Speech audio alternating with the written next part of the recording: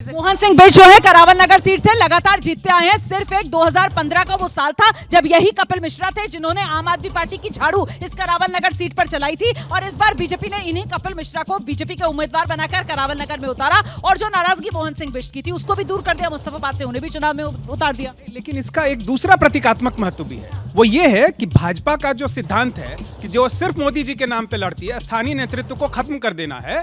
यहाँ पे देखिए हर्षवर्धन जैसा चेहरा, कहीं आप कार्यकर्ताओं की बैठक में उनको पहली पंक्ति में नीचे जगह दी जाती है। दिनेश सिंह बिष्ट, मोहन सिंह बिष्ट जो यहाँ पे 5 बार जीते, उनके पहली सूची में नाम नहीं आया, दूसरी सूची में नहीं आया, तीसरी सूची में जब नहीं आया उन्होंने खुलेआम बाइट दे दी कि मैं तो यहीं से लड़ूंगा।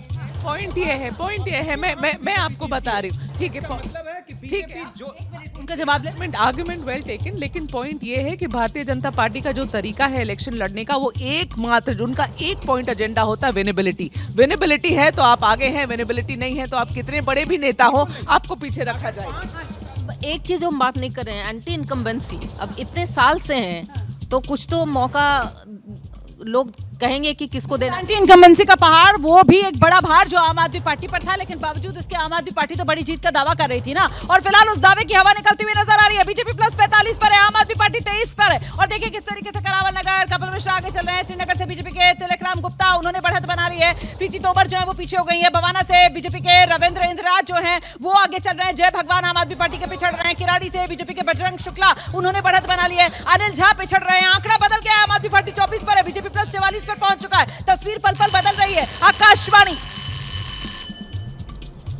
ग्रेटर कैलाश से आम आदमी पार्टी के सौरभ भारद्वाज आगे चल रहे हैं। ग्रेटर कैलाश आम आदमी पार्टी के सौरभ भारद्वाज शिखराय के मुकाबले एक बार फिर से वो बढ़त बनाते हुए नजर आ रहे हैं। आगे पीछे का ये खेल लगातार चल रहा है, लेकिन दिक्कत तो आम आदमी पार्टी के उन बड़े चेहरों को लेकर है जिसमें आप देखिए सोमनाथ भारती से लेकर खुद अरविंद केजरीवाल, दिल्ली के मुख्यमंत्री आतिशी, जंगपुरा से मनीष सिसोदिया, ये वो तमाम बड़े चेहरे हैं जो अभी भी पीछे चल रहे हैं। ये आगे बढ़त नहीं बना पाए हैं और यही इस वक्त आम आदमी पार्टी की सबसे बड़ी मुश्किल है। नीरज रोमाना, आप मान के चलिए कि विपक्ष का नेता जो विधानसभा में सौरभ भारद्वाज बन जाएंगे। आप ये मान के चलिए जब बड़े नेता सब हार गए तो विपक्ष के नेता की यहाँ पर चर्चा होने लगी है, लेकिन ये गुस्से का वोट है।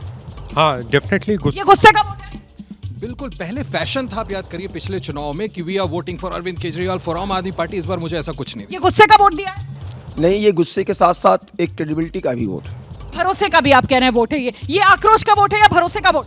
ये बदलाव के लिए वोट है, मुझे ऐसा लगता है। बदलना चाहती है दिल्ली की जनता केजरीवाल। लाभ क्यों है? क्योंकि गुस्सा है, क्योंकि आपका विश्वास टूटा है और दूसरी तरफ आपको लग रहा है कि आपको एक स्टेबल सरकार मिलेगी। नरेंद्र मोदी के चेहरे के नीचे डबल इंजन की बात करते रहते हैं हर बार, तो ये आक्रोश का वोट है, ये तो मैं बिल्कुल कहूंगी। मोदी की गारंटी चल गई, बिल्कुल लग रहा है ऐसा। और खासकर चेंज के लिए जो बात हो रही है बार बार की, चेंज के लिए एक बेहतर दिल्ली चाहती है अब दिल्ली की जनता। उसको बेहतर चीजें सब कुछ चाहिए और इसलिए एक एक्सपेरिमेंट देखने को मिलेगा। ये एमसीडी का बैगेज भी है।